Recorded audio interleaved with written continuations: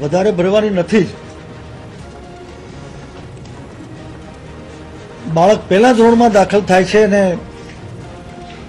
તમારી પાસે 10-12 વર્ષ છે, એવા સંજોગોની અંદર તમારા અને વાલી સાથેના સંબંધો બગડે, એની અસર બાળક અને શિક્ષણ ઉપર થાય, એ પણ વ્યાજબી નથી. અત્યારે વાલીના નેતા થવાની હોડ ચાલી છે. મારી વાલીઓને અને સંચાલકને બંનેને વિનંતી છે કે તમારે 10-12 વર્ષ સાથે રહેવાનું હોય ત્યારે સમજણપૂર્વક, આંતરિક સમજણપૂર્વક, અને હું કહું છું ત્યારે મારી પાસે અનેક સંચાલકો અને વાલીઓના પુરાવા છે કે એમણે આંતરિક સમજણથી રાજ્ય સરકારના નિર્ણયને માન્ય રાખ્યો છે કે વધારતા પહેલા અમે અમારું વ્યાજબીપણું ફી કમિટી સમક્ષ રજૂ કરીશું, અને આ સમજણમાં સંચાલકો અને વાલીઓ સહમત થયા છે. સમાચાર છે કે આખા રાજ્યની અંદર શા માટે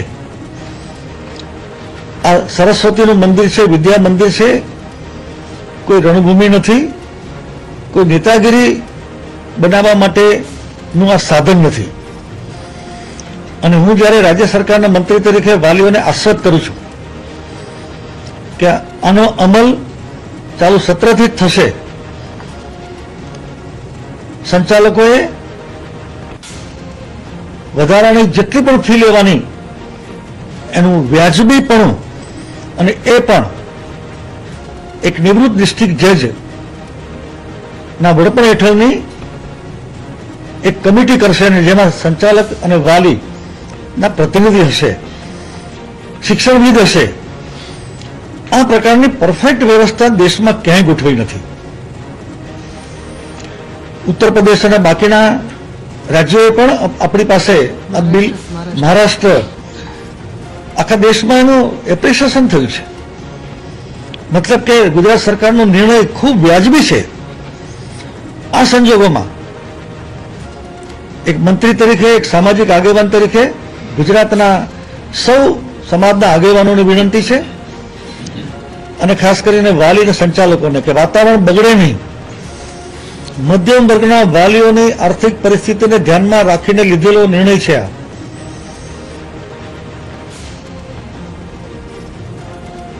આપ સૌ ને આશ્વસ્ત ફરીવાર કરું છું કે આમાં કોઈ પીછેહટ નહીં થાય, અને વાલીઓએ માત્ર ત્રિમાસિક જ જ્યારે ફી ભરવાની હોય ત્યારે, અને એના પછીના સત્રમાં એને સરભર કરી આપવાની રહેશે. અને સરભર કરવામાં નિષ્ફળ જાય તો જોગવાઈ રાખી છે કે પહેલી ભૂલ હશે તો 5 લાખ રૂપિયા, બીજી ભૂલ હશે તો 10 લાખ રૂપિયા, અને ત્રીજી ભૂલમાં માન્યતા રદ સુધીના મધ્યમ વર્ગના વાલીઓને ધ્યાનમાં રાખીને આવા કડક નિર્ણય જ્યારે સરકારે લીધા હોય ત્યારે સાચા વાલીઓ સંચાલકોને રૂબરૂ મળે.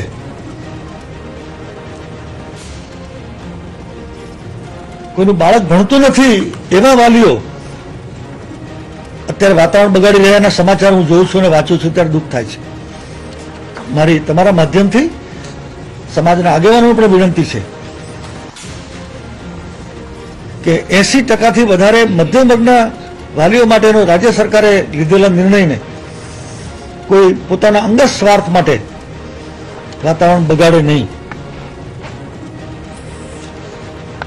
વાલી અને સંચાલક સાથે સંબંધો સુમેળથી થાય એ અત્યંત જરૂરી છે. બાળક આવતીકાલનું જ્યારે ભવિષ્ય હોય ત્યારે સંજોગોમાં એક તરફ બાળક શાળામાં ભણવા જતું હોય ને એક તરફ દેખાવ થતા હોય, આ વાતાવરણ ગુજરાતમાં જોઈતું નથી. હું ફરીવાર અને છેલ્લે કહેવા માંગુ છું કે વાલી ત્રિમાસિકથી વધારે ફી ભરે નહીં, સંચાલક ત્રિમાસિકથી વધારે ફી લે નહીં, અને આંતરિક સમજણથી અને અમારા આદેશનું પાલન કરે. અને ત્રિમાસિક પછીના સત્રમાં વધઘટ હશે. હું વારંવાર બોલું છું, વધઘટ હશે તો એને સરભર કરી આપવાની જવાબદારી સંચાલકની છે જ, અને એમાં કસૂર કરશે તો મેં હમણાં કહ્યું એ પ્રકારની જોગવાઈ પણ છે.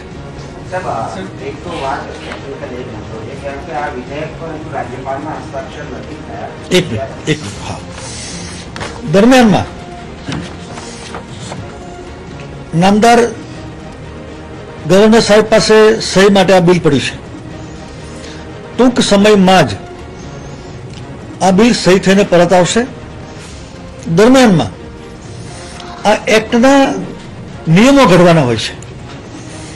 આમ સ્વાભાવિક થોડી વાર લાગતી હોય છે, પણ મારા સચિવ અને આખી ટીમને અભિનંદન આપું છું કે દરમિયાનમાં એમણે દિવસ રાત બેસીને 50%થી વધારે નિયમો ઘડવાનું કામ પૂરું કર્યું છે.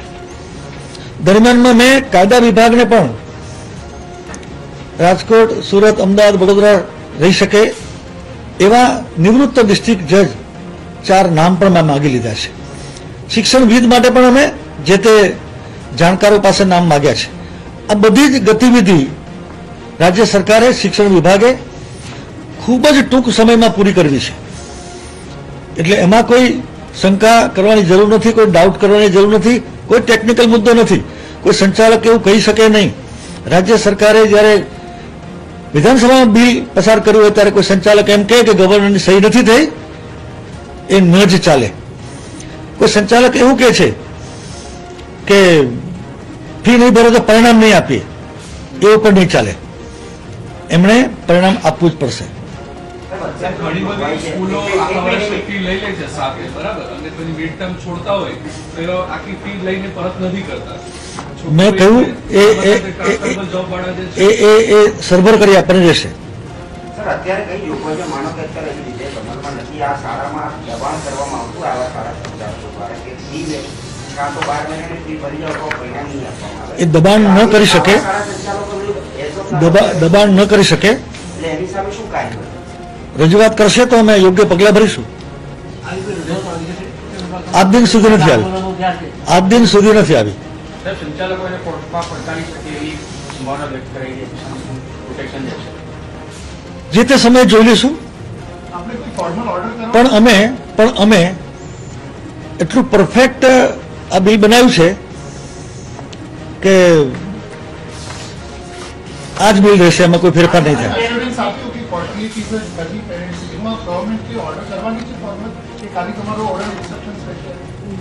હા, બરોબર. નહીં, અમે રિટર્ન કરીશું. નહીં, ક્વાર્ટરલી જ ફી લેવાની, ક્વાર્ટરલી જ ફી લેવાની. એટલા માટે એક મિનિટ એક આખી આટલા વર્ષોમાં મિત્રો એક નવી સિસ્ટમ જ્યારે આપણે લાવતા હોય ત્યારે, આ નવી સિસ્ટમ જ્યારે લાવતા હોય ત્યારે એ સિસ્ટમને બધાને 80% વર્ગને લાભ છે તેવા સંજોગોમાં બધાએ સાથે બેસવું જોઈએ, સાથ સહકાર આપવો જોઈએ. અને રાજ્ય સરકારનો જ્યારે આમાં નિસ્વાર્થ નિર્ણય છે એવા સંજોગોમાં અત્યારે એ ત્રિમાસિક પછી સરભર કરી આપવામાં આવશે.